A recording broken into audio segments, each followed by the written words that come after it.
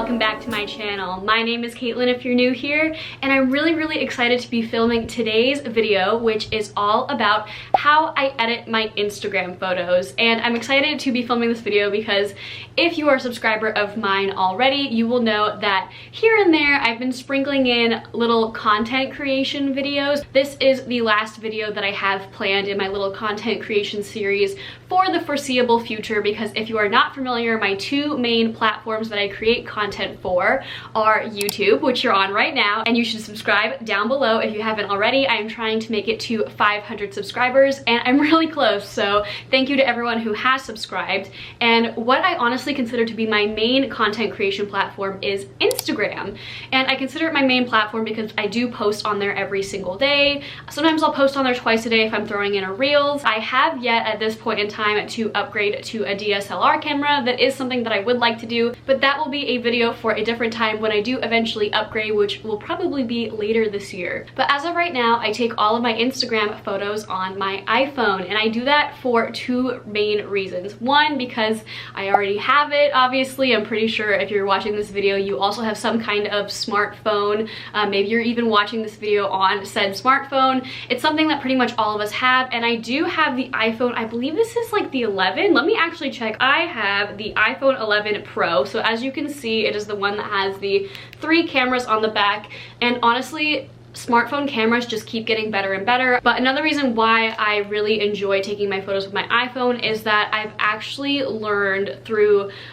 polls done by other content creators and courses and videos that I've watched by other content creators. As of right now, in general, most creators are finding that more candid iPhone photos are doing better as far as engagement and likes on Instagram than DSLR camera photos. And really quickly, the reason why I think that is because of COVID. So I know for one that before the pandemic hit last year, I was really into really high quality DSLR travel photos. And then when the pandemic hit, I for one, and it sounds like a lot of other people on Instagram, kind of felt bummed out seeing like really intense professional DSLR photos of life as how it was before the pandemic. I know that whenever I saw like old travel photos, I get really bummed out, or like really high quality fashion photos. It just didn't really resonate with the overall Instagram audience, myself included, as much as it used to. I do think that Instagram is going to shift back into the DSLR mode eventually, but as of right now, people are still really enjoying candid iPhone photos that are more casual.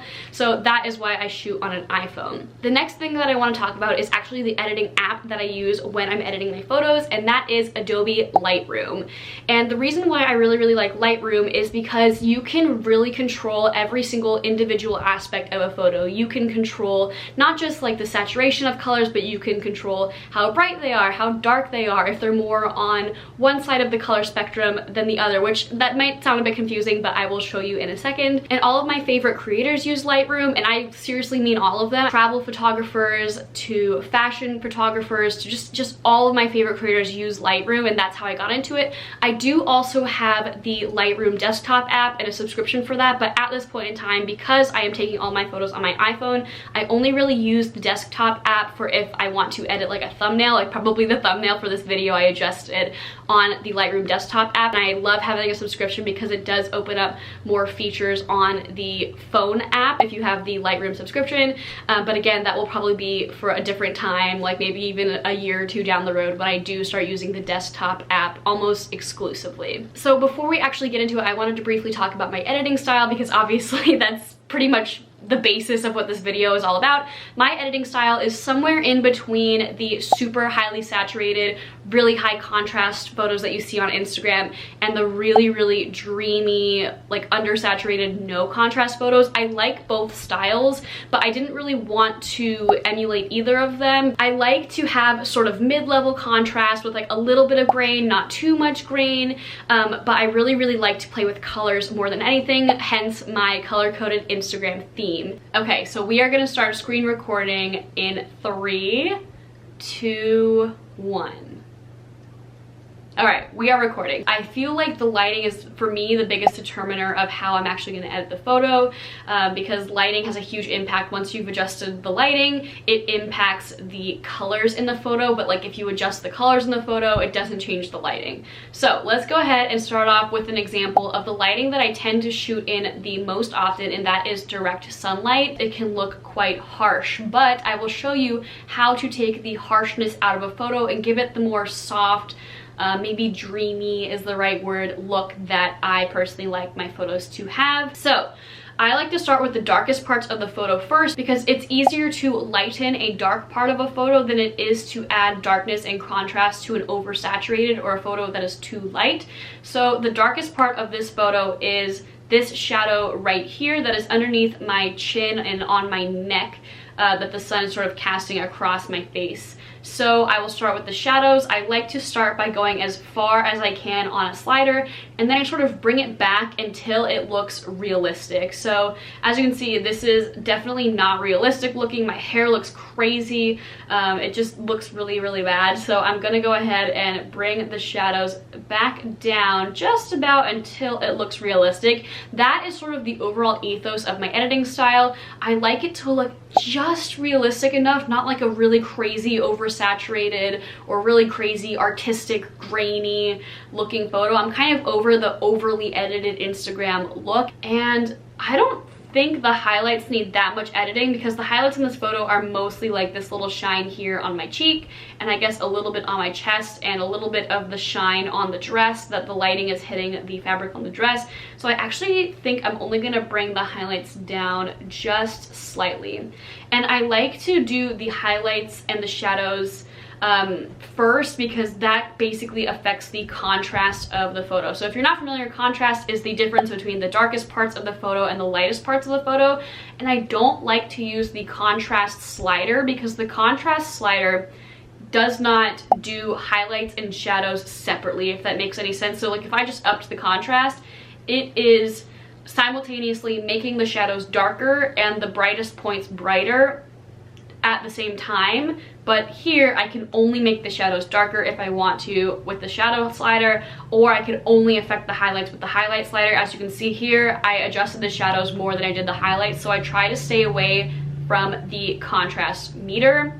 I also generally like to stay away from the exposure meter because again, it kind of indiscriminately brings up the exposure to every aspect of the photo, not just the parts of the photo that I want to make brighter, but I will show you what I do use exposure for in the next two photos.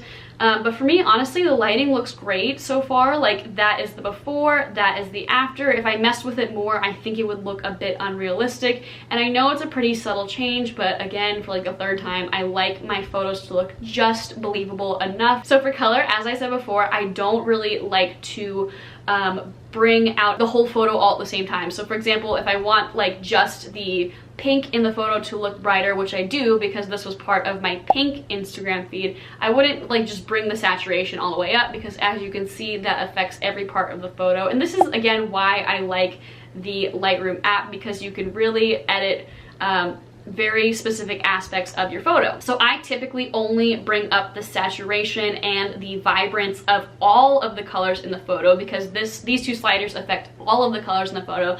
I only bring them up by 5. So I hope you might not even be able to tell that much honestly in the before and after, but it basically just kind of corrected the colors that I lost when editing the lighting, because again, changing the lighting of a photo changes all of the colors in the photo as well, typically.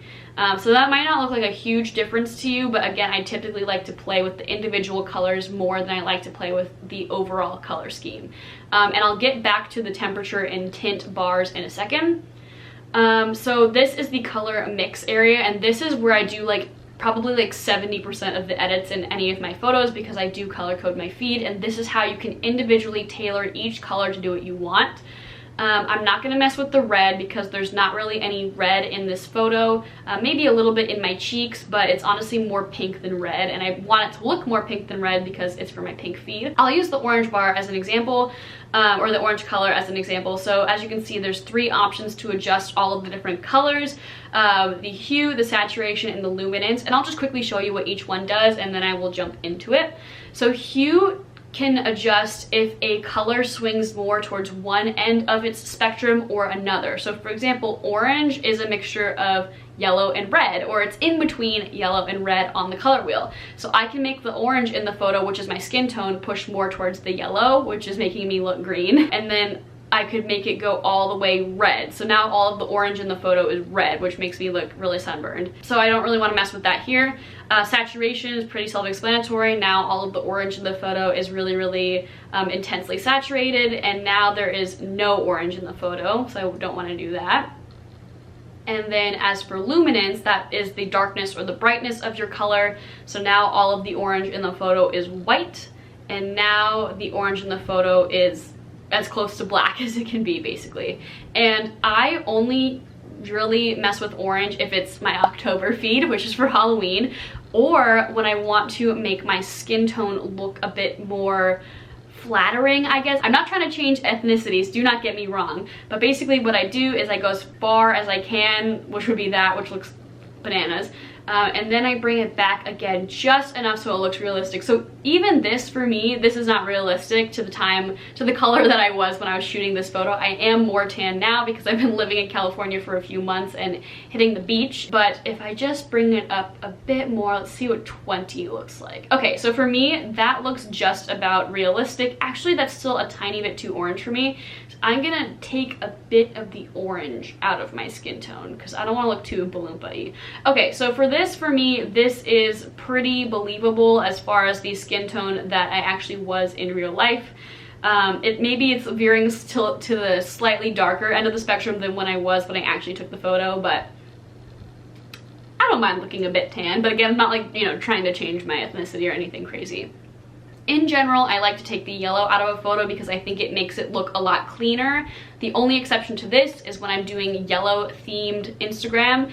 But even then, I'm very careful with how much yellow I actually have in each image, because if you add too much yellow to a photo, it just looks like weird and cheap to me. Like it just looks trashy. Maybe that's a weird way to describe it, but it just doesn't look good to me.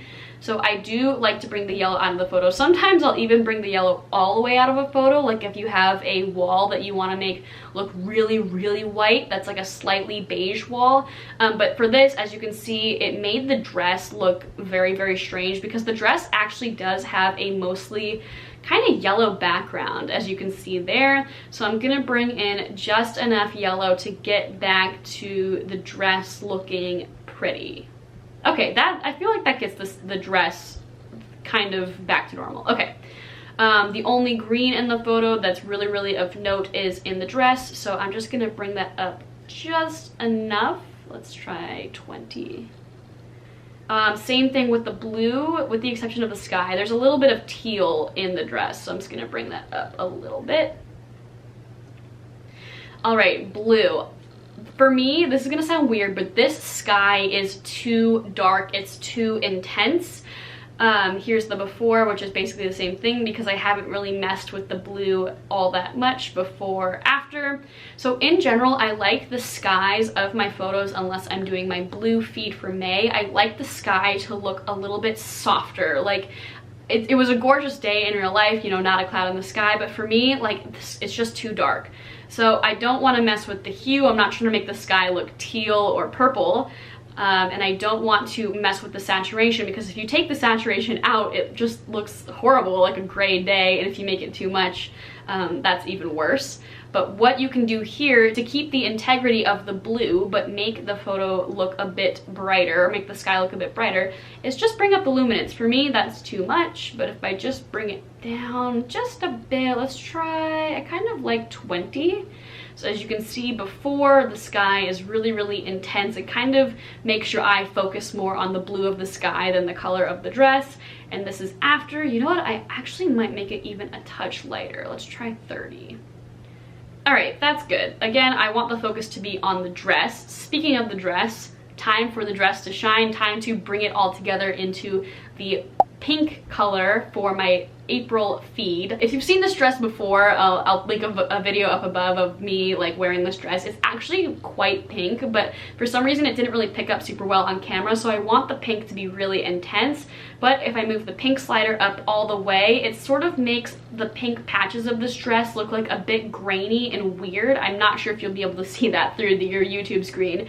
But as I'm looking at this, or if you scrolled past this on Instagram, it would just look a bit strange. So I'm going to bring it down just enough again to make it look realistic. Let's bring it up just a touch. Okay, so this looks fine. The horizon's straight and everything, but there's still not enough pink in the photo for me, so that's when I go back to the tint slider. Because the tint slider affects every single color in the image, I kind of want to do it last because it just gives an extra pink overlay to the image. Obviously this is too much, but if I bring it down just enough, what I basically want to look believable is the background, because we all know that mountains aren't pink. Maybe my skin could be on the pink side because I am Caucasian. The dress could be a bit pink, but the background is what would obviously make someone looking at this, like if it was too pink, they'd be like, okay, that's not real.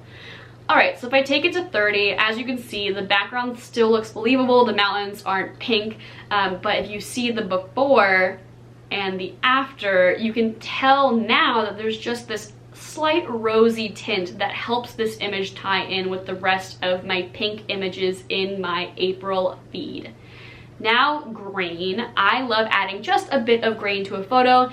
If I want the grain to be more intense, that's kind of for a photo that's a bit more like vibey. I hate that word, but like it kind of, I would never go so far as to make it like all of the grain, because to me that just looks nuts. Like I'm barely even zoomed in and it just looks absolutely insane. I know that's some people's style, but I'd rather use like an actual film camera to make it look legit rather than do this. If a photo is of lower quality, because iPhone photos, the iPhone camera does not do super well in certain types of lighting and it makes the photo not super high quality, adding grain to it will just make it look worse. But this is a relatively high quality photo for an iPhone camera, because iPhones really perform best in direct sunlight. So I'm gonna just add a touch of grain because I don't want this photo to be too vibey, for lack of a better word, but I still want this photo to be somewhat clear. So for me, this is the perfect amount of grain. It just softens the image just slightly.